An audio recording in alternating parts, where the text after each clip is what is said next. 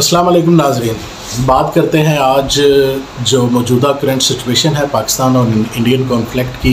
आया ये कॉन्फ्लिक्ट जंग की सूरत इख्तियार कर रहा है या कि सिर्फ एक मिस एडवेंचर है और हर बंदा अपने अपने हिस्से की अपने अपने मुल्क की आवाम की हमदर्दियाँ वसूल करने के लिए कोई ऐसा रोल प्ले कर रहा है कि जिसमें बेसिकली निशाना पाकिस्तान को बनाया जा रहा है। बीजेपी हो, RSS हो, हिंदुत्व हो, इनका एक्सट्रीमिज़म लेवल अब किसी से छुपा हुआ नहीं है, जिसका शिकार वहाँ की अक़लियत भी है। अक़लियत में चाहे ईसाई हों, मुसलमान हों और ख़ास तौर पर मुसलमान, वो उनके इस तरह के बहुत सारी ज़्यादतियों का शिकार हैं। और अभी कुछ वीडियोज़ ऐसी भी देखने में आई हैं जिसमें इंडिया और सऊदी अरब के झंडों को ज़मीन पर गिरा कर इन एक्सट्रीमिज़म के शिकार हिंदुओं ने उन पर अपने पाँव से भी उनकी बेहुरमती की है, which was very heartfelt for me. बहुत इमोशनल हुआ मैं ये चीज़ें देखकर, बट इंशाल्लाह we will retaliate and we will give them a lesson that they will learn for the rest of their life as well. ये मेरी ख्वाहिश है, इस ख्वाहिश पर किस हद तक अमल हो पाता है और सामने वाले शख्स को कभी भी सख्ती से, गुस्से से और पाबंदियाँ लगाकर किसी चीज़ की इज़्ज़त करने के लिए मजबूर नहीं किया जा सकता। उनको एहसास दिलाना पड़ता है उनके उस सेंसिटिव पॉइंट पर अटैक करके कि जहाँ पर उन्हें एहसास हो कि ये तकलीफ़ जो मुझे हो रही है ये सामने वाले ने महसूस की होगी। वो कैसे? अगर मेरे बाजू पर किसी ने डंडा मारा है तो मेरे बाजू में दर्द हो रहा है, तो जब तक उसके बाजू पर डंडा नहीं पड़ेगा उसको एहसास नहीं होगा कि वो दर्द किस तरह का था। बिल्कुल उसी तरह इन हिंदुओं को जब तक इनके टेम्पल्स और इनके मंदिरों की सूरत में, मैं ये सॉरी हार्ड लाइन ले रहा हूँ, इनको उन वीक पॉइंट्स पर जब तक नहीं इन पर हमला किया जाएगा तब तक इन्हें एहसास नहीं होगा कि ये सामने वाले के मजहबी जज्बात को किस हद तक मजरू कर रहे हैं। इनको एहसास दिलाने के लिए सिर्फ जूता ही एक हल है। इनको प्यार से, मोहब्बत से लॉजिकली नहीं समझाया जा सकता। लॉजिकल की माने तो ये देखें, लॉजिकल इतने हैं कि इनके पिछले एक दिन से न्यूज़ चैनल में भरमार हुई पड़ी है कि इन्होंने इस्लामाबाद को मिटा दिया है, कराची के एयरपोर्ट्स की अखीर कर दी, ऐसी की तैसी कर दी है, इन्होंने अब पाकिस्तान को ख़त्म ही कर दिया। पाकिस्तान के सारी सिटीज़ को किस तरह तबाह करना है इन्होंने पूरा लाए अमल बना लिया है या इन्होंने तबाह कर ही दिया है। कई चैनल्स तो इस हद तक गिर चुके हैं। Propaganda, fake news, Bollywood movies से मुतासरा ये लोग सिर्फ़ और सिर्फ रियल लाइफ जीना जानते हैं। हकीकी ज़िंदगी से इनका कोई ताल्लुक़ नहीं है। इन्हें बस अपना हर आर्मी ऑफिसर अक्षय कुमार लगता है, ठीक है। और इसी तरह फिर इनकी अफ़गान जलेबीज़ भी इधर आती हैं और इन्हें ये समझ नहीं आती। वो एक मैं वीडियो सुन रहा था, बड़ी अच्छी थी। उस वीडियो में पाकिस्तान और इंडियन मीडिया पर बैठ के एक पाकिस्तान बोल रहा था कि आपके ख़ानदान, आपके मुल्क में तो एक खूबसूरत बच्चा पैदा हो जाए तो वो भी इल्ज़ाम आप पाकिस्तान पर लगा देते हैं। खैर, it was below the belt और not, it was a joke and just take it as a joke as well. मैं सिर्फ ये जोक के ज़ुमरे में ले रहा हूँ, किसी पर तंज नहीं करना चाहता। आपने परसों आपकी वो सोफिया बीबी को आपने बिठा के कर्नल को आपने एक बड़ी ज़बरदस्त किस्म की स्पीच दी जिसमें आपने कहा जी कि हमने 9 पॉइंट्स पर बमबारी की है और हमने ये मेक श्योर किया है कि ये जो टेररिस्ट को हार्बर करने वाले एरियाज़ थे सिर्फ उनको हिट किया है, हमने पाकिस्तानी सिविलियंस या पाकिस्तानी आर्मी बेस को हिट नहीं किया। हमने बड़ा कैलकुलेटिव चला है। अबे अगर तो इतना ही ईमानदार है तो अगले ही दिन सुबह आपके 25 से 30 ड्रोन्स पाकिस्तान की सिविलियन आबादियों में घुसते हैं जिनको पाकिस्तान आर्मी इंतहाई बेहतरीन तरीके से गिराती है। और इस गिराने के पीछे भी मकसद था कि उन्हें बॉर्डर पर ही क्यों नहीं कंट्रोल किया गया। उसके पीछे भी एक रीज़न थी कि बेसिकली आपने ये भिजवाए ही ड्रोन इसलिए थे कि इन ड्रोन्स के ज़रिए पाकिस्तान की जो डिफेंसिव सिस्टम कहाँ पर तैनात है उनको आप डिटेक्ट कर सकें और फिर उन पर हमलावर हो सकें। मगर पाकिस्तान आर्मी की जहानत का अंदाज़ा इस बात से लगाएं कि उन्होंने इनको डिटेक्ट करने की बजाय इनको अंदर आने दिया। जब तक वो इनकी रेंज में आ गए तो सरफेस किलिंग और एयर किलिंग, जिसे कि सॉफ्ट किल और हार्ड किल कहा जाता है, उन दोनों सूरतों में इन तमाम के तमाम आपके इन ड्रोन्स को तबाह किया गया, जिसमें सिग्नल ब्लॉकेज के ज़रिए ड्रोन्स को तबाह करना हो ताकि वो किसी काम के काबिल ना रहें और गिर जाएं, और इसी तरह फिर दूसरी जानिब उनको हार्ड किल सरफेस से उन पर फायरिंग करके उनको तबाह करना हो। दोनों सूरतों को इस्तेमाल किया गया। इसे बोलते हैं सॉफ्ट किल एंड हार्ड किल। इस सॉफ्ट किल और हार्ड किल के ज़रिए आपके तमाम ड्रोन्स को गिराया गया। लेकिन आपकी हिपोक्रेसी और मुनाफिकत की इंतहा ये है कि आप ये बोल रहे हो कि उन्होंने सिविलियंस पर किसी किस्म का हमला नहीं किया, लेकिन ये 30 ड्रोन्स क्या आपने अपनी किसके लिए भेजा था? आपने खुद तो बाकियों को भी समझ लिया है। और मुझे ये समझ नहीं आती कि बाई बर्थ या अब बन गए हो या आपको आपकी हुकूमत बीजेपी जैसे लोगों ने और ये मोदी जैसे इंतहा पसंद या इसके इंतहा पसंद फॉलोअर्स की वजह से आप लोग ऐसे बन चुके हो।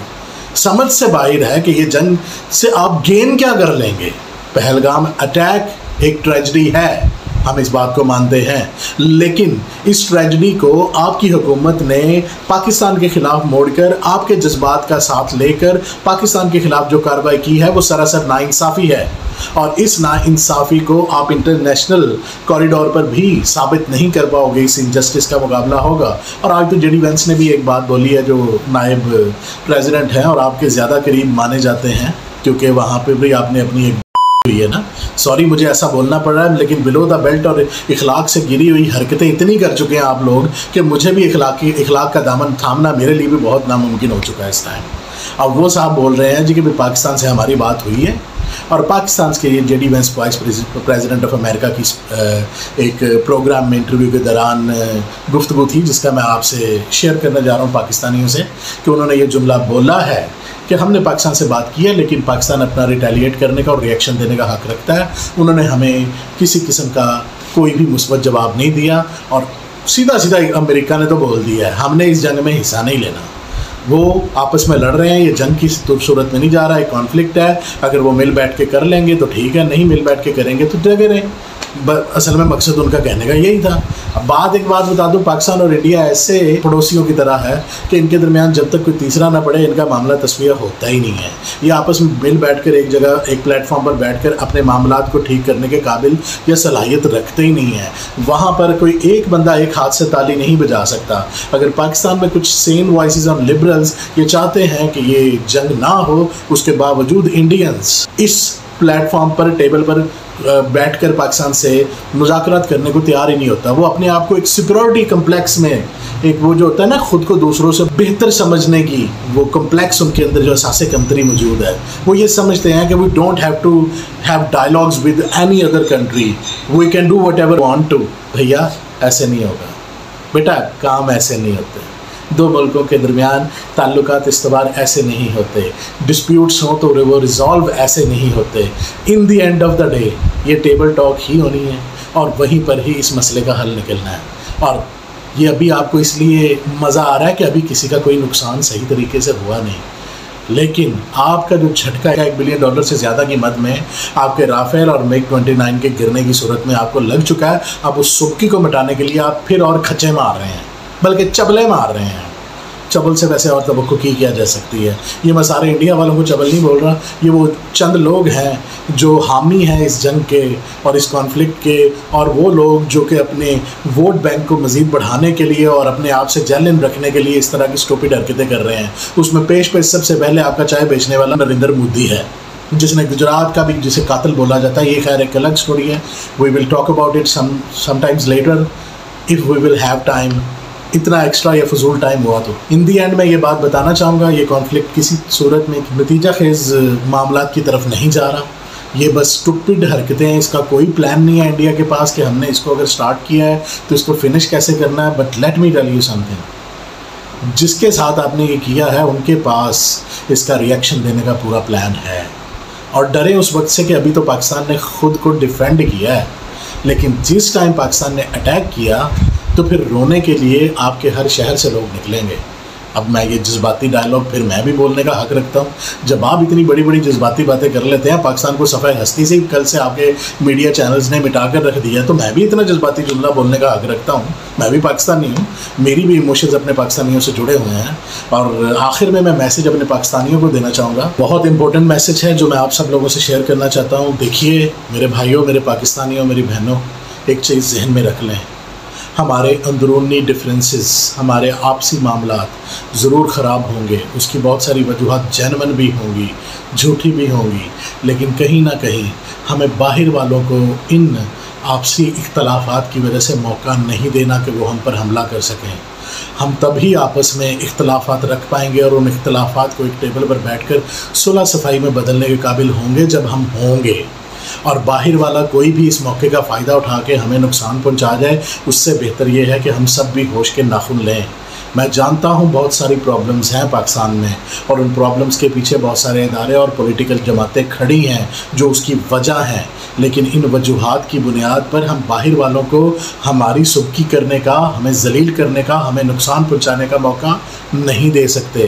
تو بذریعہ دس ویڈیو میری آپ سب لوگوں سے یہ گزارش ہے کہ اپنے آپسی اختلافات کو صرف اپنے اندرونی معاملات اور اندرونی جو ہماری اندر کی ڈیبیٹ ہے وہاں تک محدود رکھیں۔ اس کو ایکس پر جا کر یا انٹرنیشنل میڈیا پر جا کے لوگوں کے سامنے ہم اپنے اندر کے اختلافات کو بڑھاوا دے کر اپنی سبکی نہ کروائیں، اپنی بے عزتی نہ کروائیں۔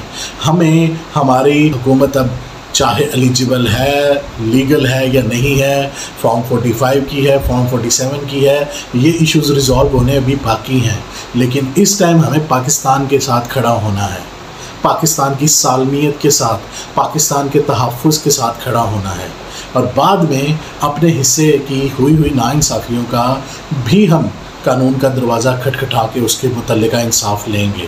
آئی ہوپ میں اپنا میسیج آپ سب لوگوں کو لاؤڈ اینڈ کلیئر دے پایا۔